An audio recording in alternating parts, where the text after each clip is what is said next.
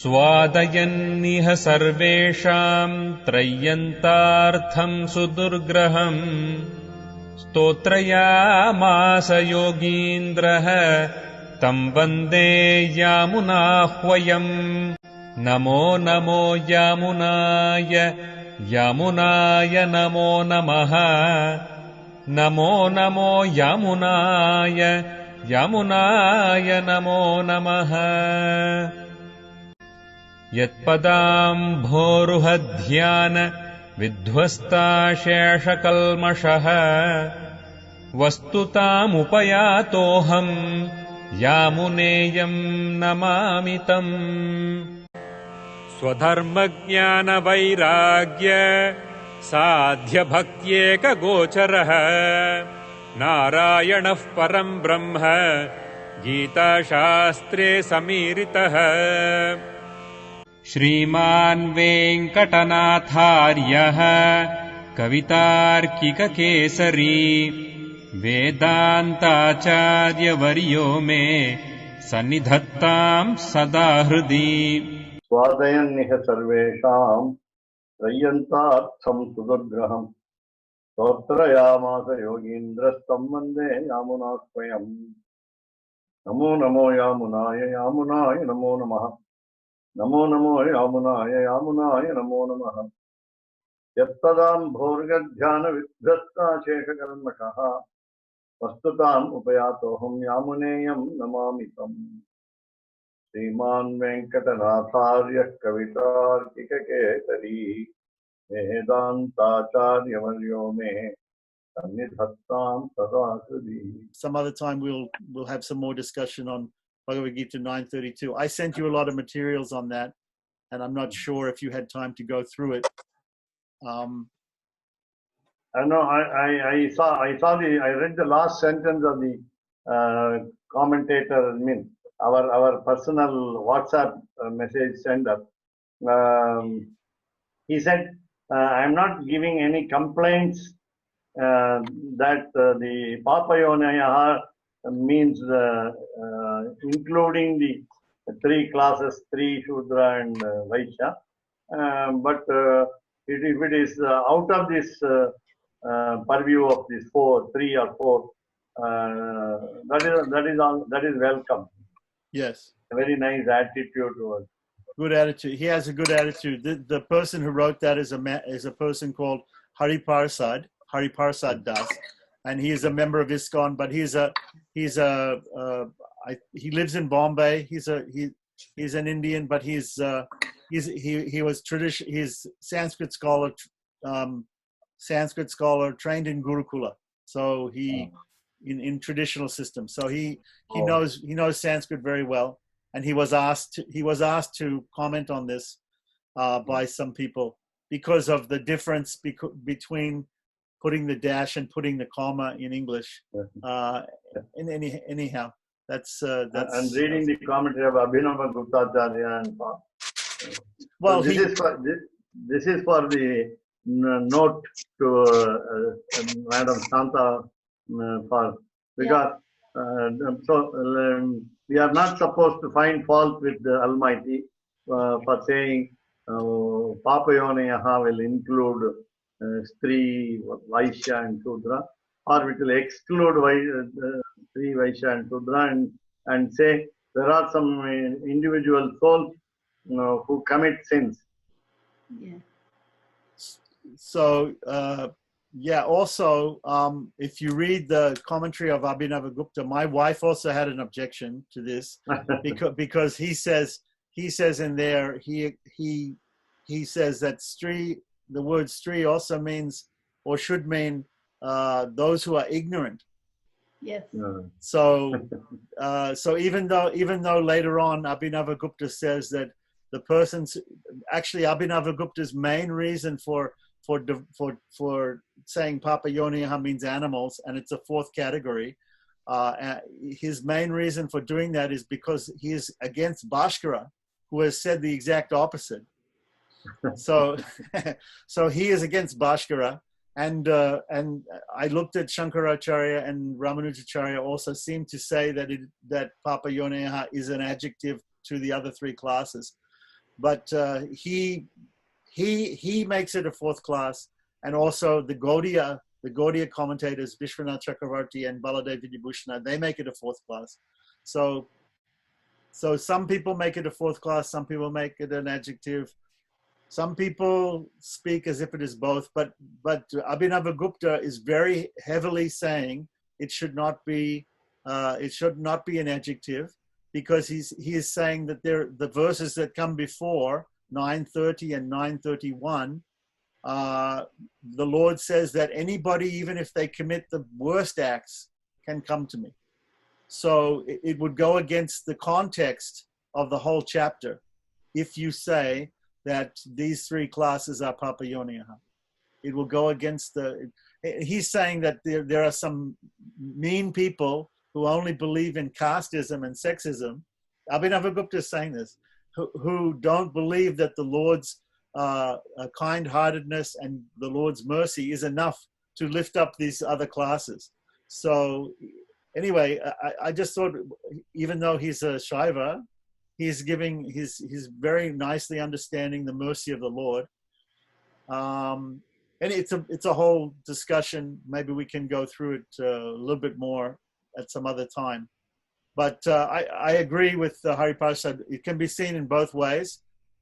Still, it doesn't matter. The ultimate is that the Lord will take all these people, no matter what caste or creed or sex or gender, they will be able to reach the ultimate. So that's the main thing. Without the feeling of the what you call underlying malification of the people. Yeah. Okay. Yes, I'm only against the commentators who appear to be Stri Dveshans, who appear to be misogynists. That they're specifically against the lower castes or the different genders. But because it does go against the whole, the rest of the Gita seems to be very pandita samadarshanaha, that a wise person sees all as being the same. So to then say that the Lord is partial towards one caste or one gender, it very much goes against the whole meaning of the Gita. I think after listening to all this, I realized, I think this has helped me a lot, that he is very sympathetic towards Ishu. He is more sympathetic to our Sudras and untouchables or whatever, and we as women are always left out or kind of ignorant, as Swami Bhagavan Keshavdas said. So I think here I can see God's karuna here. That he has got a softer feeling for us. That's what I've come to realize with this discussion and all this. So I'm kind of convinced right now why he said, he specifically pointed out because he has a soft corner for all these people. Especially in Tenacharya Sampradayam, the Acharyas have praised taking birth in a outcast family or a low class family, because they say you don't have to perform all these rituals that the Brahmins do. You can simply do the kind karya to God. And even we see this Satata Sri Vaishnavas, who originally, they say that Satata Sri Vaishnavas originally were Brahmins or Dvijas, and somehow or other Sripad Ramanujacharya asked them to leave off the sacred thread and leave off all the duties of the Dvijas and just simply perform kind karya for the Lord. So sometimes these things, Parasara Bhatta is famously saying, I don't care about doing Sandhya Vandanam. It's time for Sandhya Vandanam. I don't care. I'm fanning the Lord. I'm doing the kind karya of the Lord, and let the time for Sandhya Vandanam go. Don't worry about that. So these are some. Do you mean Leela Shuka? I think I read something that Parasara Bhatta has made some statement like that, but I think some other people may have made that statement also, that we don't care about if the time of Sandhya Vandana passes because we're doing some service for God. Leela Shuka said, "Hey Sandhya Vandana Bhadramastute." Again, just for Madam, so Ramanujacharya in his Sriranga Gadyam says, calls him as Apara Karunambudhe. Apara Karunambudhe, an ocean of endless mercy. Correct. Or endless ocean of mercy. And again, Bhagavad Gita also says, now today you have to define who is a Shudra and who is a Stri and so on. Because as we defined a Brahmin, Dvija, not by birth, but by his action. And therefore here also a Shudra is Yoga Brashtaha. So Bhagavad Gita says, Suchinam Srimatam Gehe Yoga Brashtopi Jayate. Somebody different from the race may be born in a particular pure family.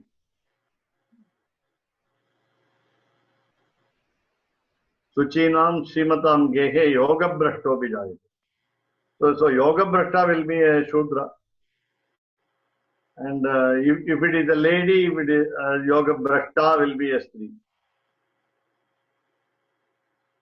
Is Nammalvar in that category, Mama? No. Nammalvar, because of Naichana Sandhanam, self-abnegation, calls himself like that. Okay. But he is not, as you said, Parakala Naika and Parankusha Naika we have. The female roles of these two Alvars. They feel that the female form will attract the Lord more than as a male being. I see. That is why we said Andal's Tirupavai, Goda Devi's Tirupavai is natural. Yeah. So even The these attraction between two genders. So even these male alvars, sometimes they're taking this Naiki Bhava. They're approaching the Lord with a feminine attitude. Their attitude is feminine, and they feel that this will attract the Lord more than if they simply come as a servant, as a male servant. So they want to come as a female type servant. But it occurred naturally with Tirupavai. Yeah.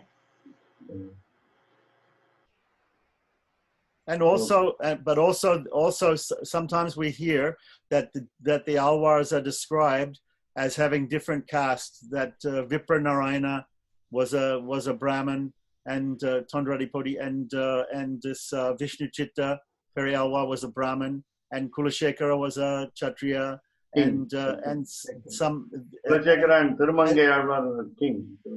Tirumangayar was some sort of a chieftain king. Ruler, yes. a ruler. Yes, and some of them were considered to be Sudras and outcasts, like as we were talking about Namalwar.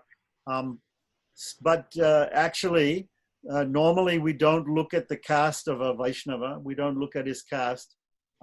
It's considered to be a Bhagavata Apachara to consider the caste of a Vaishnava as something very important. But in society, in general terms, sometimes people do look at the caste of Vaishnavas. This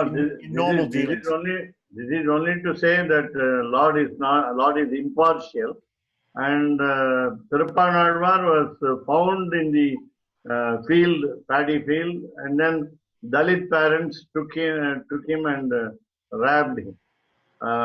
In the case of Nammalvar also, a non-Brahmin couple took him and tried to bring him up.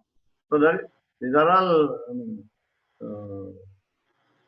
because they are all Bhagavad-amsas, the part and parcel of the God. There's no caste attached to them because they have no natural yoni. They are ayonijas.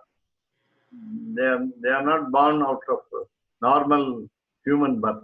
Yes, especially the first Mudal Alvars, the three first Alvars were born from flowers, and then lake. Yes, but then later on, this Tirupan Alvar, he even though we don't attach a caste to him. Still, he was not permitted to go into the temple. And later on, so at that time, perhaps Sudras or Panchamas were not allowed to even enter the temple.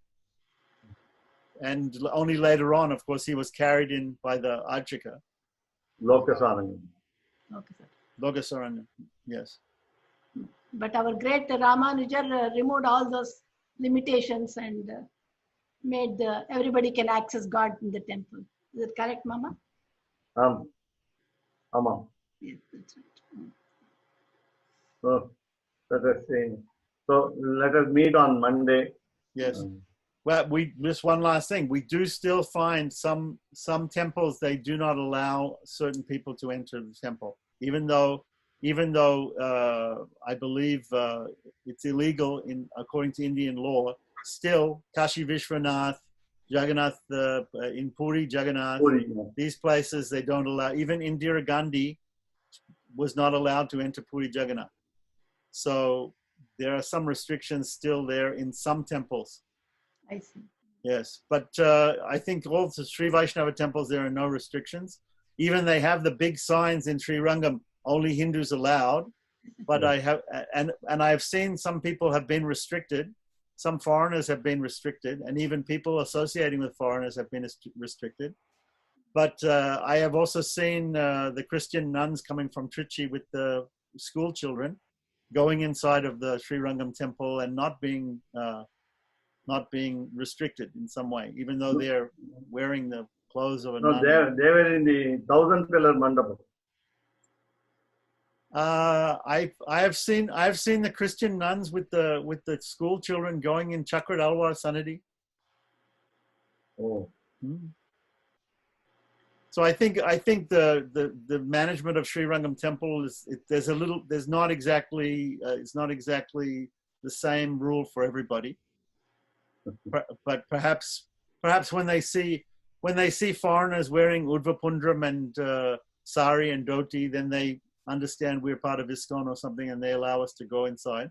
But of course, there are a lot of tourists that come, and the tourists are not Hindus, so they're not allowed to go inside most of the shrines. They're allowed to wander around the temple and look at the architecture, Shesharai Mandap, but not allowed to go inside the Sannidhis. But I think the Indian nuns coming from the schools in Trichy, because they're local Tamilian people, I think they're just letting them go inside. They're not making a distinction, saying that they're Christians and therefore they should not come inside. It's not consistent. The exclusion of non-Hindus in Sri Rangam temple is not consistent, in my opinion, of having seen many different things happen over the last 30 years or 40 years. So we can meet later. So thank you. Okay, so I won't take more of your time. Thank you very much. Thank you. Thank you, Mom. Vadayan niha sarvesham tayantartham sudragraham Totrayamasa yogindras vande yamunataya. Namo namo yamunaya yamunaya namo namaha. Namo namo yamunaya yamunaya namo namaha. Yatpadam bhorgadhyana vidhasta shesha kalmasha vastutam upayatoham yamunayam namamisham. Kavitarkika simhaya kalyana gunakaline Srimate Venkateshaya Vedanta Gurave Namah. कवितार्किकसिंहाय कल्याणगुणशालिने श्रीमते वेङ्कटेशाय वेदान्तगुरवे नमः।